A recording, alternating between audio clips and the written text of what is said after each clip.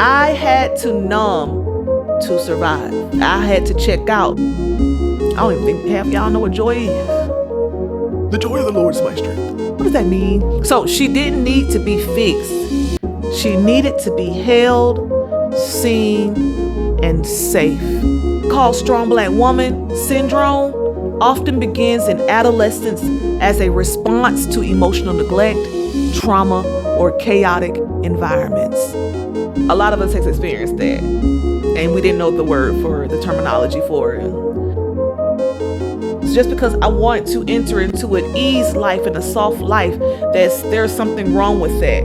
To be putting me on somebody's show on season 7. I need to be sitting with Oprah on season 7. I'm not judging you, I'm not making you mad. I'm trying to call you out, sis.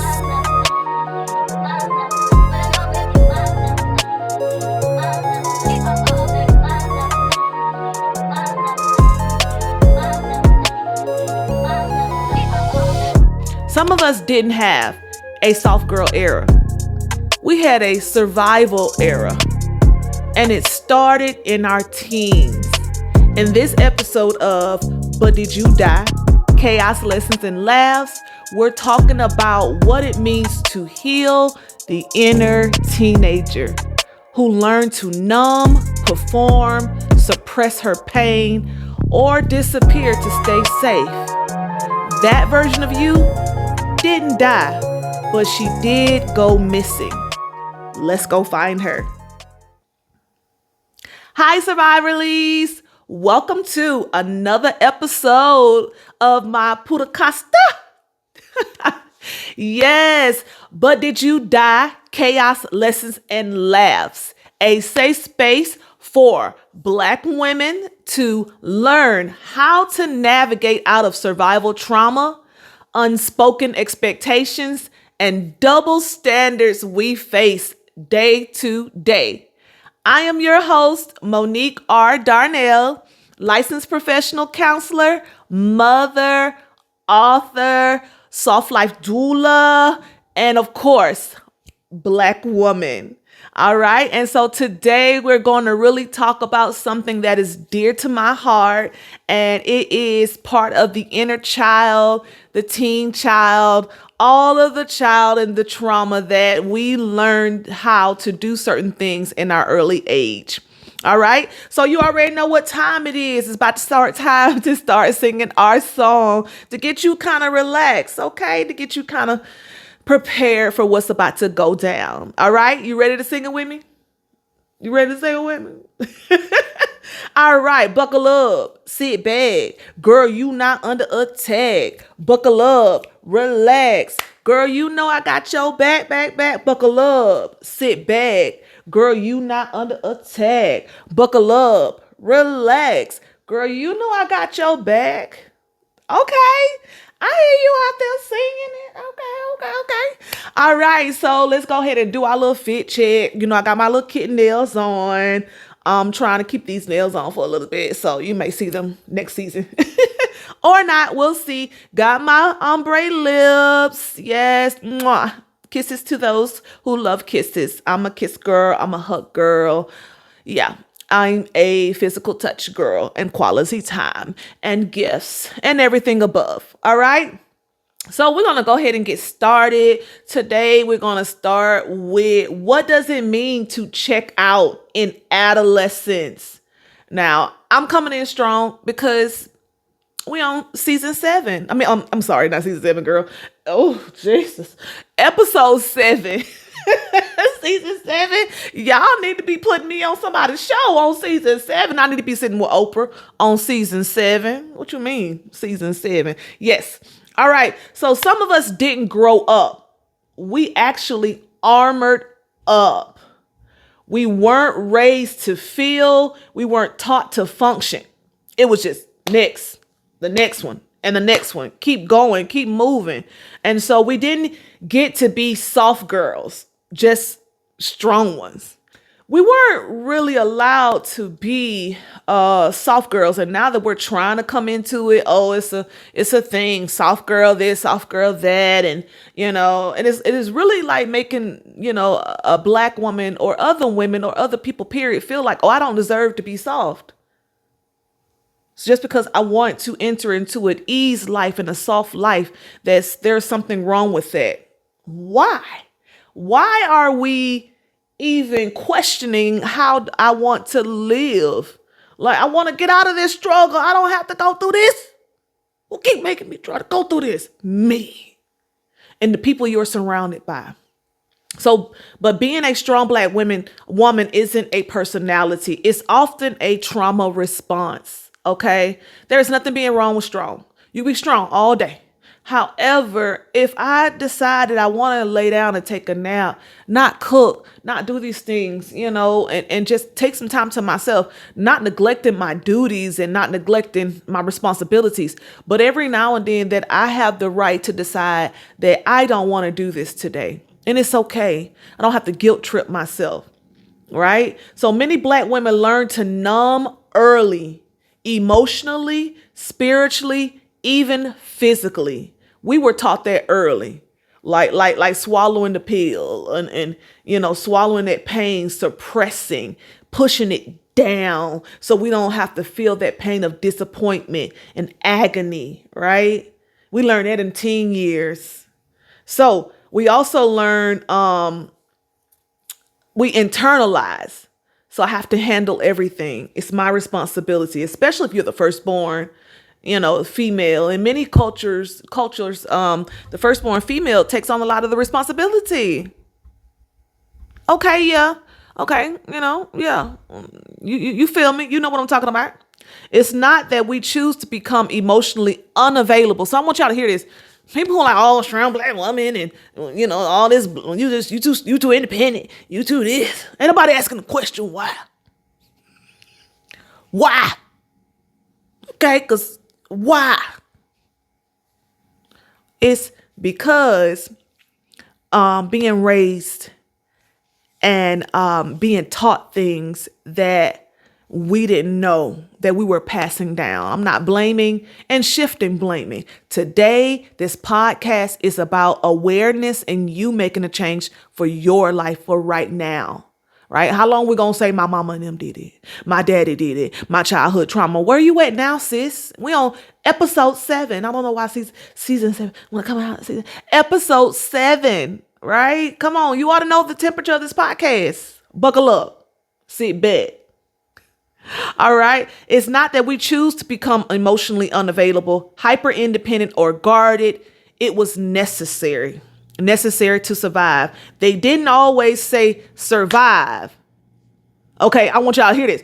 They did not always say survive. They very well said things like, but did you die? But you made it though, right? You still here. You still here, right? They said things like, be strong. Don't tell our business. Keep quiet or, keep pushing. But we learned that strength meant suppression. So it may have not been the lesson that they were trying to teach us, but what we ended up receiving from that was to be quiet, to suppress. We were taught, don't cry too much. You don't want to be seen weak, like to seem like you weak, like, oh, you don't know how to, oh Lord, crying in front of people. That was embarrassing to the elders. Straighten your face. You better not cry. Straighten your face. If I give you something to cry about when you get home. If y'all don't know nothing about that, just watch it and support other people. All right. Be strong for your siblings. You better not embarrass this family. I remember several times feeling very embarrassed by my daughter doing all the extraness and the most. And then later on in the years of, working on myself and healing and learning to heal my own situations and trauma, I guess we can say, I learned that, I had caused her some trauma too. I was not there emotionally for her. I was there for her physically, mentally supporting her in certain things. But when it came too heavy for me, baby, I was out of there, gone, dipped, disassociating, absent. And a lot of parents do that because they don't know how to handle emotional weight from their kids. Because how can you fix that? Straighten up your face. That's what we learn. Like, we learn fear. We learn pain, we learned to push. We didn't really learn to sit down in stuff. It was like distress tolerance in a way, not very much of processing. It was just keep going, right? You're grown enough to know better. I know y'all heard that. You know better, do better.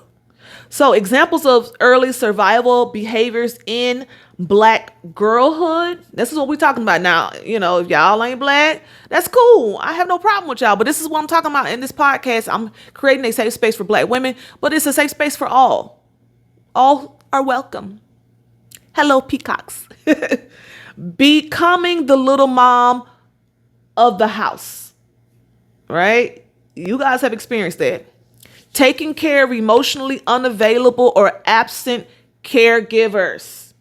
So maybe your parents dealt with substance abuse, losing their job, divorce. These are life situations that causes people to check out. And oftentimes they don't know they're checking out and they're doing the best that they can for themselves. And unfortunately, it leads to kids defending. It leads to the older child being responsible for the younger children. Learning to numb when church, school, or home felt unsafe. So real quickly, I have never experienced any of these things, but I have encountered some people who have, or seen stories of people who have been abused in the church, literally by the ministers, and then they have to go and listen to them. Forced to listen to them, especially when you're young and your parents don't know that, oh, Minister so-and-so touched on me and did things to me. And while you were gone, while they was teaching class, and I was left alone, and the parents don't know. So now you're forced to listen to this minister. And then where does that leave you with your relationship with God? Right? Those are my church girlies. Yes. All right. Being told you're too sensitive or too dramatic. Oh, the amount of times people tried to gaslight me. At the time, I didn't kind of quite know what that word was in my life. But they tried to play me like, you got bipolar. No, I'm not bipolar. Could it be that you trying to play with me? You were 1 minute you here, 1 minute you there, 1 minute you shaking. And that was because I was shaking in myself because I was dating dudes like that. I should have not been dating dudes like that. But I was not healed. Let them play in my face. You're not healed, woman. You're not healed. Quit trying to take all this blame. It is some blame. It is not blame, but there is a moment of awareness that you are the cause of why you are where you are, the decisions you make, things that you're going through. It's all you. Okay? And you can come out of that. All right? Being parentified, sexualized, or policed too early. So to be parentified means a child has been forced to take on adult responsibilities. We said that early, such as caregiving for siblings or a parent, and or providing emotional support to their parents. A lot of you are experiencing that and has experienced that. And you did not know that there was a word or a term for that. You was like, oh, all my life. Oh, that all my life. Push that pause button and sit and think like, crap, that was me. That was me. So providing emotional support to their parents before they are developmentally ready. This role reversal can be due to emotional or instrumental parentification, and can rob the child of their childhood, potentially leading to long-term mental health issues and trauma. So we're not gonna go too much deep to that again. A lot of us has experienced that, and we didn't know the word for the terminology for it. Commenting survival strategies, overachievement, or perfectionism. If I can get this right, she won't be angry when she come home. Or, maybe she won't fuss at us a lot, or maybe we can eat better food, or maybe she won't forget to feed us, or certain things that childhood things can happen. When you're a child, you don't have that, mindset to go and to do and to provide. You're just a child. So you're just like who's going to take care of me, who's going to feed me, who's going to provide for me. You don't know that until you get to a certain age and like, okay, I'm hungry and I'm tired of being hungry. I'm finna figure out something. I'm leaving here with something. About to make me something to eat, some syrup sandwiches, all right, emotional numbness or disconnection, where we are empty in the inside, where we just totally disconnected. That is disassociation. You just kind of check out. You're not present. You're not here. You're just floating with what's going on and the things that's happening in your life. Avoiding vulnerability at all costs. Baby, whoa. Got a wall up. You got a wall up because you learn in childhood that vulnerability leaves you open. And when you're open, people have access to hurt you. There's no guards. There's no protection. So if you're wondering why you can't trust people, look at your childhood and see what happened and see what could be the cost of that, where that, the root started. Free therapy. People pleasing to avoid rejection. We're going to talk about that later on, but rejection and abandonment, that's a lot of my ministry because I have been through that. And it took me a long time to understand and realize that those who are for me are for me. I can't go back and forth because I'm a lot already. I am a lot already. Okay. And so if you feel like I'm not enough, that forces me to do more, and to give more. And I'm already a whole peacock. Like what else do you want? So that help me to release that I'm not for you. And there may be people who come on this podcast and like, oh my God, she's so extra. Oh my God, look at the way she talk. All this stuff. And I'm okay with that because I do it to people all the time. Certain people on, like, oh, their voice irritates me. Oh, Jesus. And I said that I was listening to somebody earlier today in the Word. And I was like, oh, this person's voice irritates me. But I was like, oh, what if somebody said that to me? And I had a friend. I'm going to tell you, so this is why you need people in your life. Whether you agree, you don't agree, we need healthy relationships with people. This is why God created us. We need relationship. It's for relationship. You want to grow, you want to evolve, relationship. I had this one friend. And so I said, this particular pastor, female pastor that's big, her voice irritates me. Da, da, da, da, da, da, da. If I do that, y'all probably may know who I'm talking about. Da, da, da, da, da, da. And I was like, oh my God. So she was like, so she checked me. She was like, so you gonna miss the word of God because of your flesh that's irritated? And I was like, yes, no, yes. I had to be a big girl. I had to be like, oh, yes. So I read her books. And one of the books really touched me and was really good. Now I'm struggling on this other book. And it could be because it's not the season at that time. All right. Humor or too grown behavior to hide fear. So we acting grown because we're really afraid. We're really afraid somebody to see us as a child because when we're seen as a child, we're seen as vulnerable and open to being hurt. Latching on to romantic relationships for validation. Working hard to maintain these relationships and keep these relationships because it helps. One, it helps you distract yourself from what you need to be working on with yourself. And then two, it makes people think that you are okay. There's nothing wrong with you. She got a man. At least she got a man. At least he got a woman. Something must be doing something right. It appears that they're on the right track of what society says that we're supposed to be doing as a right track. But did you die? No, but your emotional self went into hiding. This is why you don't know anything about yourself. This is why you can't even, say what who you are without identifying titles and labels.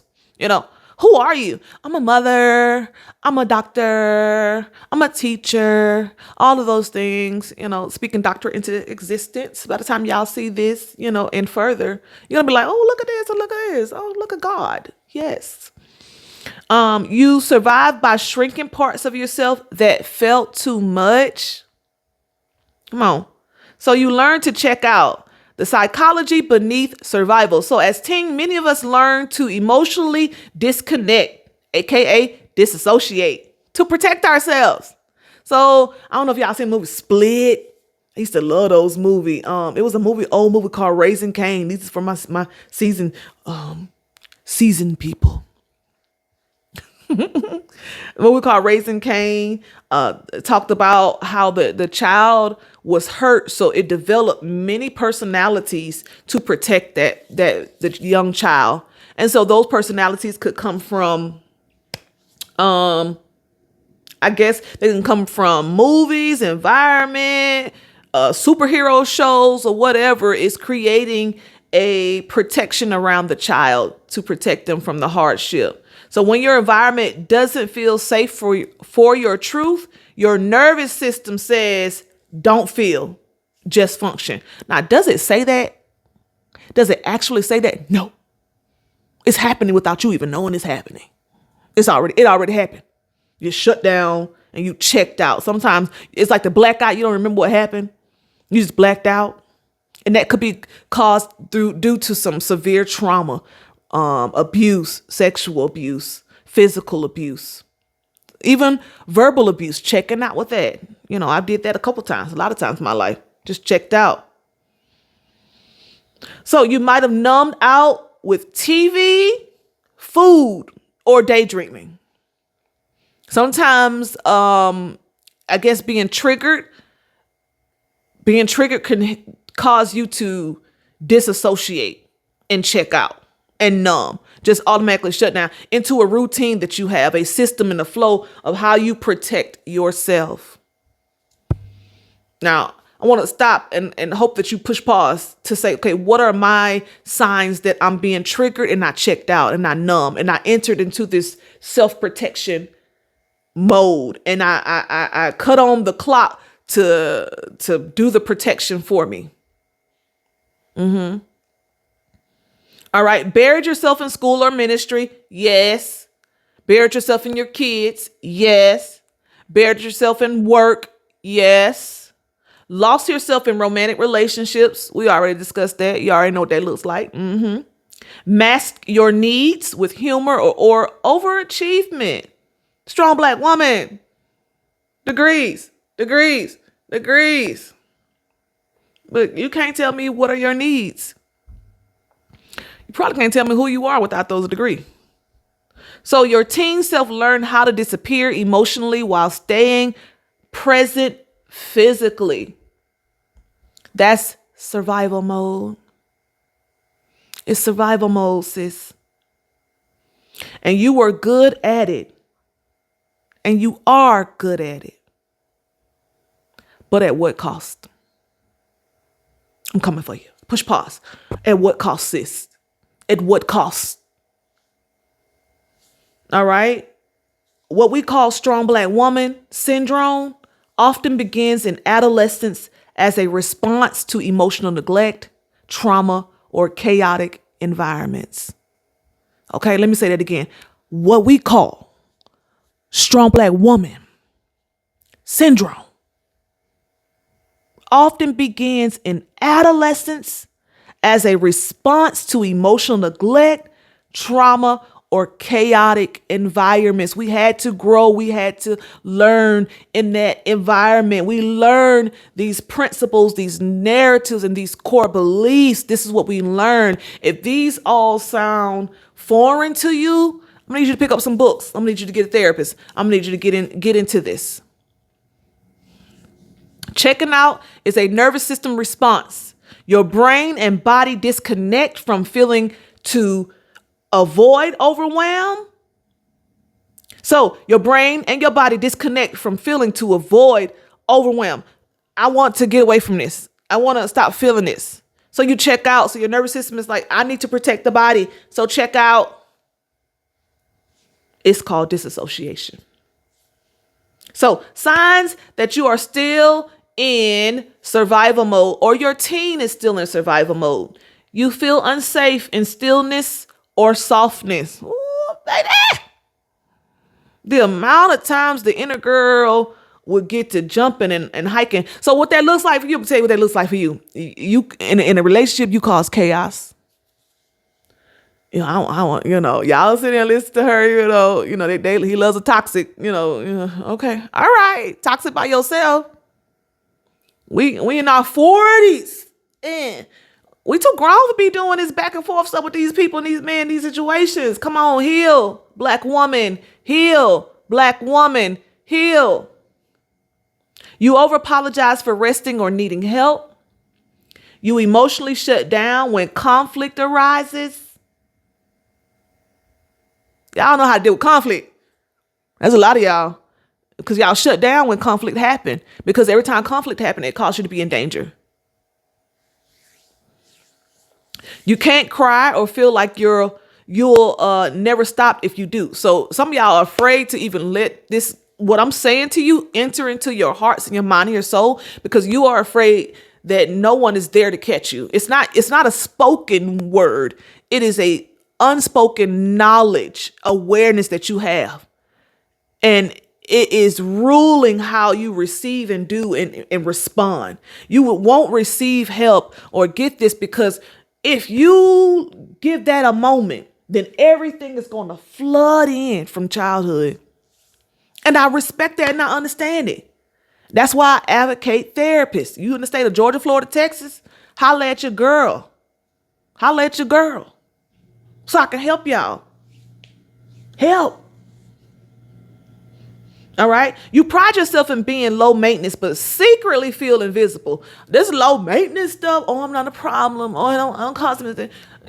That's for now. My cousin told me this other day. Hey, Becky.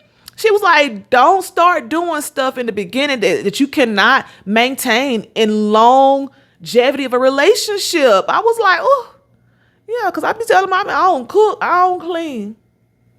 Let me tell you. Nah, I cook and clean, but it's just me now. So how much of cooking and cleaning am I really doing? I'm meal prepping, getting my meat over here, my sides. Like, it's me now. I'm taking care of this place. I'm taking care of this version. I'm taking care of this woman. It is my responsibility. I am no longer dropping and self-abandoning me for people, for church, for parents, for work, for children, right? It is me, because I'm 40. All right. You don't remember large parts of your teenage years. These aren't personality traits. They're protection strategies. Protection strategies. Those what those were. I just, read out to you. So signs you were in the survival mode as a teen and maybe still are. You don't remember large chunks of your teenage years. You cringe at your younger self emotions. You struggle to ask for help or feel guilty when you rest. You're hyper aware of others and their moods and minimize your own needs. Always out here Captain Save of people. He thought I was going to say something right. Intimacy or softness feels unsafe, even in your later years. So body awareness cue. Pause and prepare. Ask yourself, when I think about my teen self, what does my body do? Tighten, go numb, cry, disconnect, right? Y'all know what we do. I hope you brought your journals. You know what we do. It's time. Pull it out. Ask yourself, when I think about my teen self, what comes up? What do I say? How do I feel? Or do I automatically shut that down? Oh, I don't have time for that. Reconnecting with the teen you left behind. So healing begins when you, not me, not your mama, not your therapist, you recognize you didn't have the tools, support, or language to process what you were going through. So she didn't need to be fixed. She needed to be held, seen, and safe. What would life look like if you were seen? What would life look like for you? Woman of God, human, black woman, What would life look like if you were safe? If you were living a life of safety, security, assurance? I want you to ponder that and breathe that in. All right. Entertain reflection prompts. All right. Pull that journal back out. What did I most need at the age that I didn't receive? These are your questions for the week. Process, work on, go through, grow through. And if you are a Christian, invite God into this. Okay? And so I don't want to just a Christian, any religion, whatever religion. I'm Christian. I'm a, believer of the Lord Jesus Christ. Yes. Hallelujah. Now, if you are not a Christian, you have other religion, you bring that religion into this therapy. But however, on this platform, I am a Christian. All right. Raised in the church. Hallelujah. Thank you, Jesus. All right. Next question. What was I afraid to say, feel, or admit back then? Where did I learn that softness equals weakness? What part of me still carries that fear today? So that question right there positions you for change and action, application today. Y'all, some of y'all walking by faith people. Y'all ain't walking by faith. You walking by, some form of faith of I'm just going to believe and hold on to God. I'm just going to trust the Lord without works, without actions. Acts and believe. And so a lot of y'all are not believing that you already have it. It's just, I'm holding on. I'm waiting on God. Because if you believe, you be acting different.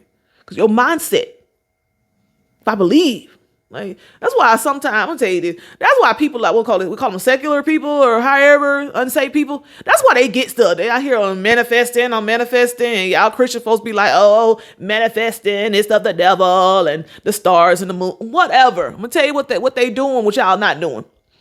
That girl manifesting, or however you want to say it, she's putting in work and action. That girl says she's going to get married. She out here going to places and trying cakes out for her wedding. But y'all Christian folk would never. You would never do that. I'm waiting on the Lord. Or you're shamed for doing that. You ain't even got a husband yet. Why are you worrying about a husband? Seek ye first the kingdom of God. But while this woman out here walking in her faith, she out here trying out restaurants for her meals, famous restaurants, and trying out dresses, dating different, while we are doing no change. There is no change happening. But we're trusting in the Lord.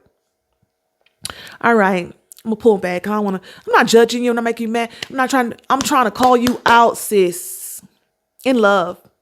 Okay. Reparenting practice. Write a letter from your adult self to your 14, 15, 16, 17-year-old self. I see how hard you were trying. You didn't have to be perfect to be loved. And you don't have to be perfect, sis, to be loved. All right. From surviving to softening. All right. Let her come home. Let her come home. Right? Y'all let her come home. Healing isn't about erasing her. It's about reintegrating her, letting her cry, letting her create, letting her rest. Now, this is a podcast for women, so I'm going to talk about women stuff. So one of those women stuff is we have this thing called a monthly cycle.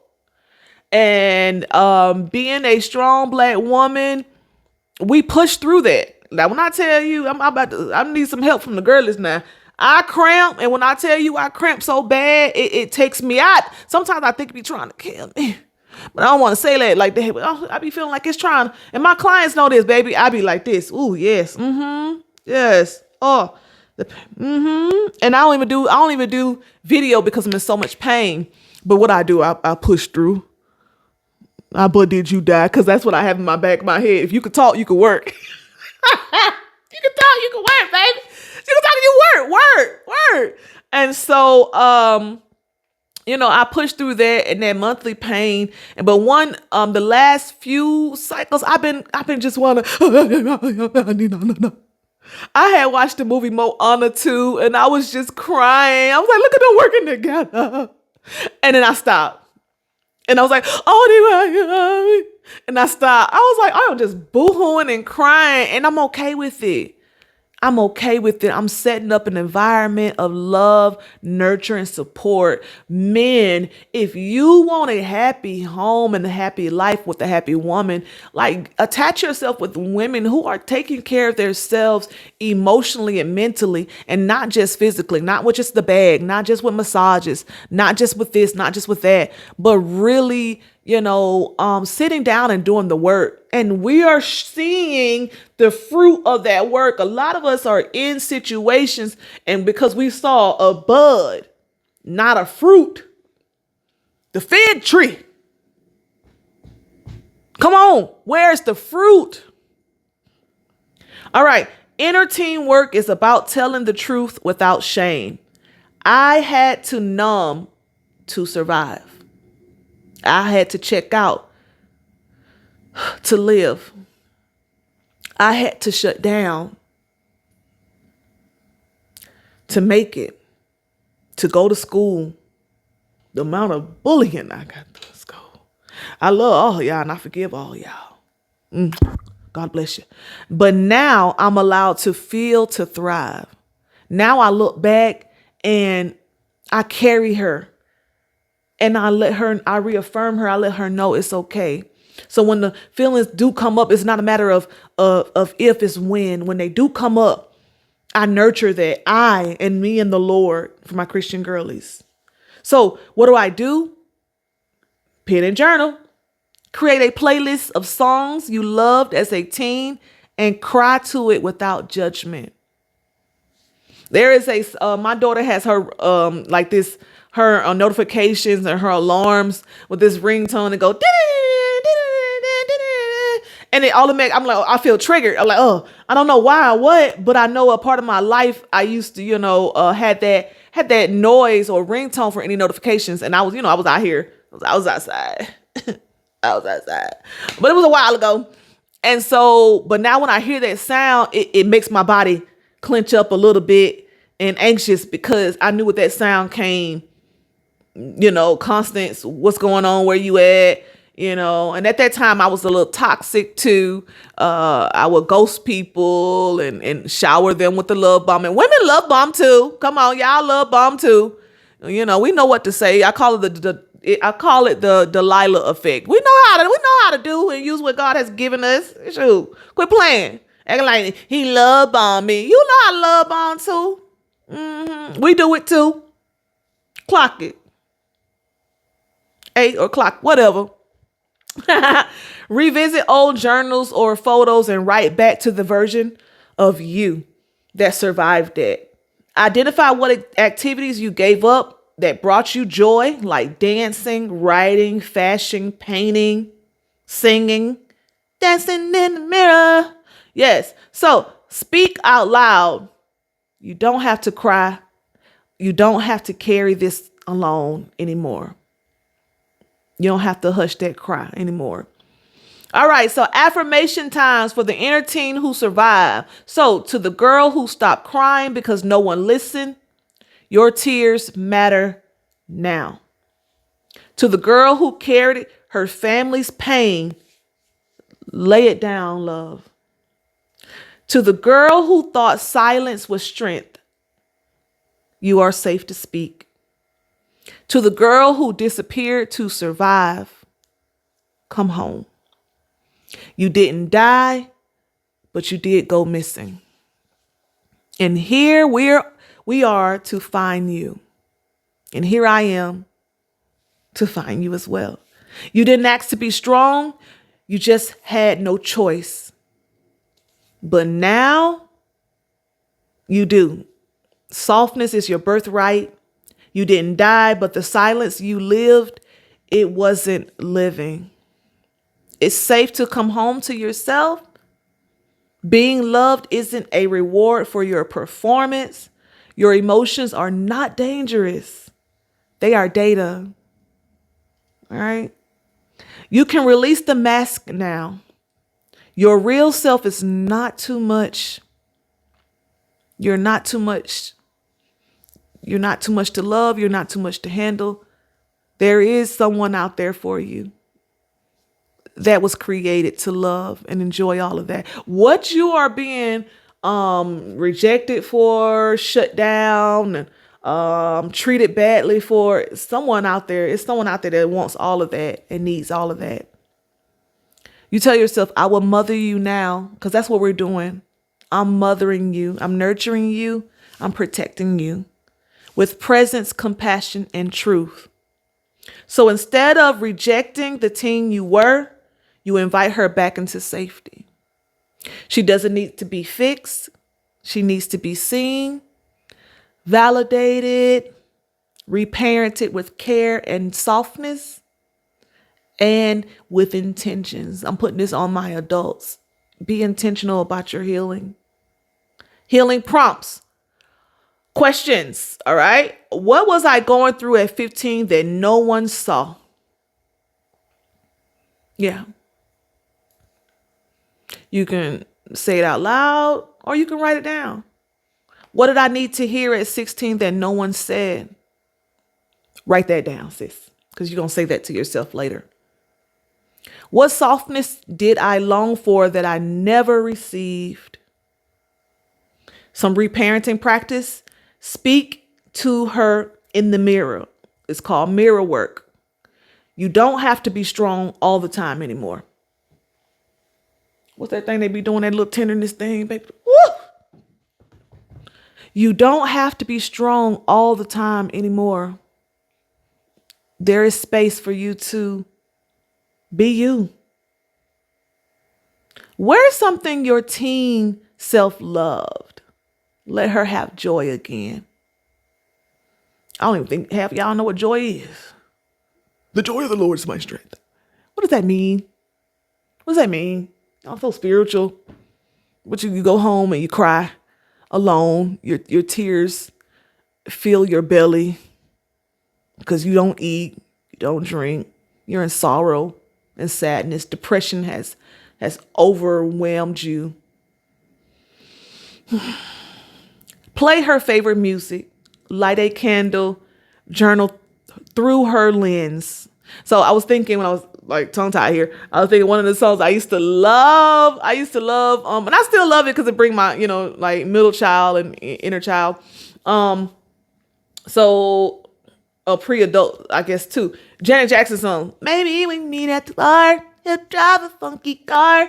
I was happy. And so my mom was like, that sounds just like you. Just la la la la. And so, my favorite song with her was 99 my love for you. I love that song. And I used to be trying to, back in days, we used to try to dance. We in the front of the TV copying those moves, All right, let her tell you what she's still holding. All right, in closing, my sis, you. All right. This healing is not about going back in time. It's about rescuing the parts of you that never got to come forward. In my transition into new careers and new fields, I tell my clients, we've already worked on these things. Transition to another therapist doesn't have to be heartbreaking and feeling like you're being abandoned. That's not it. It's I have done the work that I could do. Now you need to move on to the next level. And it's okay. You still have support. You still have me. You still have the work that I've given you. It's okay. It's okay to move to the next level. You don't have to fear it. Like they say, oh, new devils, new levels. Okay, greater is he is within me. Do you want to grow? Do you want to have everything that God has for you? Or do you want to stay and just be okay? And that's okay. If that's what you want, that's okay. But don't get mad at others and me because I want more and I'm doing more. We got to get out of this competition and comparing and pushing other women down. Your inner teen deserves love, truth, and tenderness. Tenderness. Yes, tenderism. Not just survival, but wholeness. And if this is very touching for you, it is hitting. You're in a car driving, listening to this, and you're crying because stuff is coming up, and you're ready to take this to another level. I created a worksheet and to help you with these questions. It is in my drop down tab in the worksheets department of my website, which is www.bdydpodcast.com. BD, that's B as in boy, D as in David, Y as in Yankee, D as in David, podcast.com. BDYD. It's called the Inner Teen Healing Worksheet, created with care and cultural sensitivity. If you want to reconnect with your teenage selves who survived through strength but longed for softness, this is for you. This worksheet is intentionally designed for journaling. I got to say that because you got to get this stuff out. I don't want to journal. Okay, well, type in notes in your phone. Do a voice note. Get it out. All right. So it's designed for journaling, embodiment, and emotional safety. It includes prompts, body awareness practices, and a letter writing ritual. Let's bring her home. So follow me everywhere. If you are listening to my stuff and you don't subscribe, do you like me? Do you like me? You love me?